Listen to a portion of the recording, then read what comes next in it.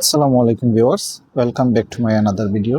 So আজকে আমি আপনাদেরকে দেখাবো কিভাবে P2P করে ডলার সেল করবে। সো আশা করি আমার সাথেই থাকবেন।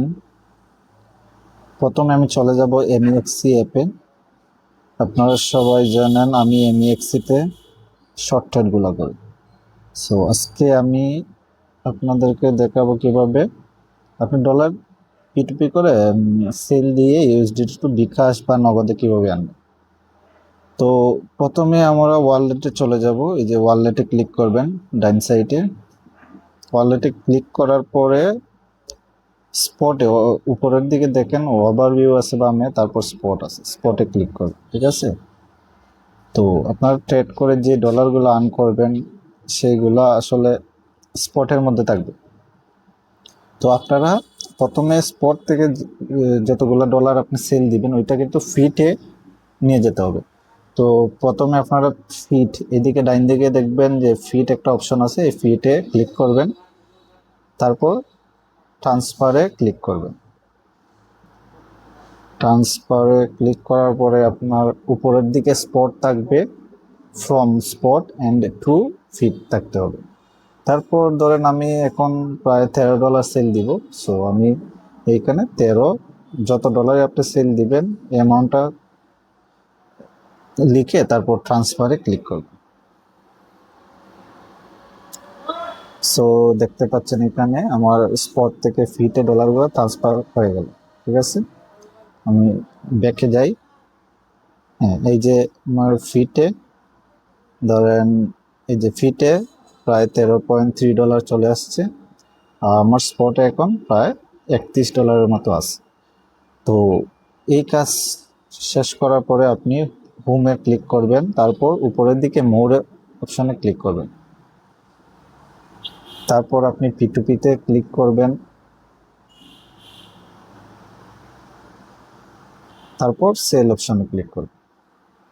তারপর আপনি দেখবেন এই যে বায়ারগুলো আছেন যার কাছে আপনি সেল দিবেন, তো ওনাদের এই যে ব্লু টিকটা দেওয়া আছে বাম দিকে, ব্লু টিকের সাইডে ছোটো করে একটা গ্রিন টিক আছে, তার মানে উনি অনলাইন আছে। তো যে বায়ারগুলো অনলাইন আছে আপনি তাদের কাছে এই ডলারটা সেল দিবেন। তো এইখানে দেখা যাচ্ছে উপরের দিকে আছে গডফাদার, ওনার রেটটা অনেক কম, তারপর নিচের দিকে আছে যে ক্রিপ্টো বাজার। তো এই কয়েকটা আসলে অনেক ট্রাস্টেড, আপনি ওনাদের নাম্বারও কালেক্ট করতে পারবেন, ওনার সাথে কন্ট্যাক্ট করতে পারবেন। তো এই যে ক্রিপ্টো বাজার একটা বায়ার আছে, আমি ওনার কাছে ডলারটা সেল দিই।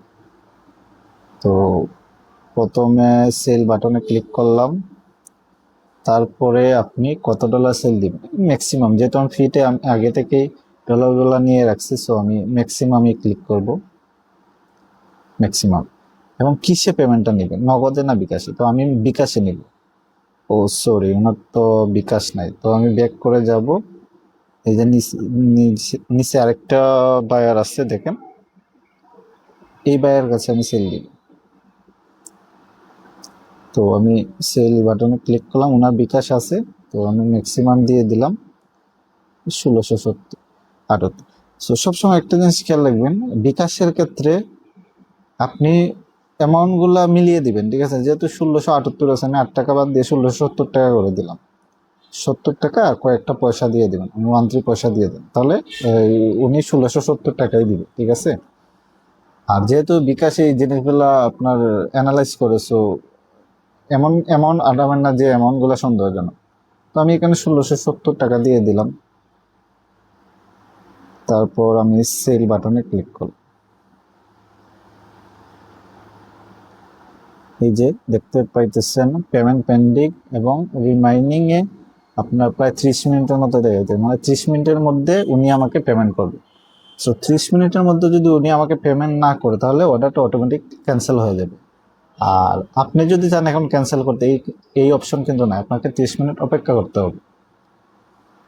30 মিনিটের ভিতরে যদি উনি টাকা পাঠিয়ে দেয়, আপনি এখানে পেমেন্ট রিসিভে দিয়ে আপনার রিসিভ করতে হবে। ঠিক আছে, তো আপনি যদি ওনাকে মেসেজ দিতে চান তাহলে চ্যাট লিস্টে ওনার সাথে কন্ট্যাক্ট করতে পারেন, এবং একটু সময় ওয়েট করতে হবে। সো আমি একটু ওয়েট করতেছি। এই যে আমার এখনো কোনো টাকা আসে নাই, টাকা আসলে আমি আপনাদের সাথে আবার যোগাযোগ করব। এই যে দেখেন ভিউয়ার্স, উনি কিন্তু আমাকে পেমেন্ট করে দিছে। ওই যে দেখতে পাচ্ছেন উনি আমাকে টাকা দিয়ে দিছে, মেসেজে দেখায় এই যে উনি আমাকে প্রায় 1670 টাকা উনি আমাকে বিকাশে পাঠিয়ে দিয়েছে। সো এই যে উনি আবার রিলিজও করে দিছে। আমি অর্ডারে যাচ্ছি, যে অর্ডারে উনি পেইড দিয়ে দিছে, এখন আমি পেইড পেমেন্ট রিসিপ্ট দিয়ে দিব। আপনি কিন্তু পেমেন্ট রিসিপ্টটা সাথে সাথে দিয়ে দিবেন। যত দ্রুত পেমেন্ট রিসিপ্টটা দিবেন আপনার অ্যাকাউন্টের ভ্যালিডিটি অনেক বাড়বে, ঠিক আছে। আপনি যদি লেট করেন তাহলে কিন্তু আপনার অ্যাকাউন্ট অনেক উল্টো হয়ে যাবে। ভবিষ্যতে কেউ যদি আপনার সাথে প্রতারণা করে তখন আপনি সাপোর্ট পাবেন না এমএক্সি থেকে। তো সাথে সাথে আপনি পেমেন্টটা রিসিপ্ট দিয়ে দিবেন। আর যদি আপনার পেমেন্টটা না আসে আর উনি এইভাবে পেইড মার্ক দিয়ে দেয়, তাহলে কিন্তু আপনি পেমেন্ট আসার আগ পর্যন্ত কিন্তু পেইড করবেন না, এটা মনে রাখবেন। এই যে যদি উনি টাকা না পাঠায় আপনার অ্যাকাউন্টে, কিন্তু এই যে পেইড মার্কটা দিয়ে দিছে, তখন আপনি কিন্তু এই যে দেখুন নিচে আপিল একটা অপশন আছে, এখানে প্রায় 26 মিনিট রিমাইনিং আছে। তো আপনি যদি চান প্রায় 26 মিনিট পরে আপনি আপিল করতে পারবেন। সো আপনি যদি টাকাটা না পান, যদি টাকা আপনার অ্যাকাউন্টে না আসে, আপনি আপিল করে আপনি স্ক্রিনশট দিয়ে আপনার ট্রানজ্যাকশনগুলো দেখাবেন যে আমার অ্যাকাউন্টে কোনো টাকা আসে নাই, তাহলে এমএক্সি আপনার ডলারটা রিটার্ন দিয়ে দিবে। আর যদি আপনি পেমেন্ট রিসিভ করে দেন টাকা না পাওয়ার পরও, তাহলে কিন্তু এই টাকাটা আপনি আর কোনোভাবেই পাবেন না। সো এই জিনিসটা অবশ্যই খেয়াল রাখবেন। আমি এখানে পেমেন্ট রিসিভ দিয়ে দিব, এই যে আমি কনফার্ম করে দিলাম। এখন আমি গুগল অথরাইজেশন কোডটা দিয়ে দিব। এই যে আমি গুগল অথরাইজেশন কোডটা নিয়ে নিলাম, এখন আমি পেস্ট করে দিই। পেস্ট করে দিলাম, ওকে। তাহলে আমি রিলিজ দিয়ে দিলাম, ঠিক আছে। দেখেন আমার ফিটে এখন যাই, আর ডলারটা চলে গেছে। ফিট থেকে ডলারটা চলে গেছে।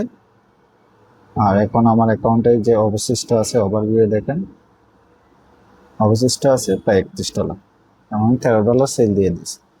সো আশা করি বুঝতে পারছেন কিভাবে আপনি ডলারটা সেল করবেন।